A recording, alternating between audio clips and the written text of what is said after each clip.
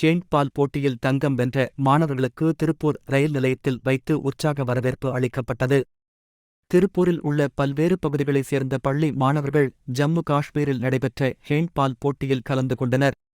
Under 17 கேட்டகரியில் 16 மாணவர்கள் கலந்து கொண்டனர்.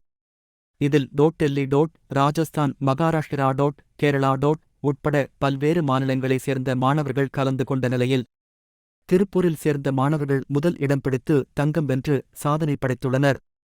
இதையடுத்து வெற்றி பெற்ற மாணவர்களுக்கு பதக்கம் மற்றும் கேடயங்கள் வழங்கப்பட்டது. இதனிடையே வெற்றி கூப்பைகளுக்குடன் திருப்பூர் ரயில் நிலையம் வந்தடைந்த மாணவர்களுக்கு மாணவர்களின் பெற்றோர் மற்றும் மாணவிகள் ரயில் நிலையத்தில் வைத்து வரவேற்பு அளித்ததோடு வெற்றி பெற்ற மாணவர்களுக்கு பொன்னாடை வழங்கி இனிப்புகள் வழங்கி கௌரவித்தனர்.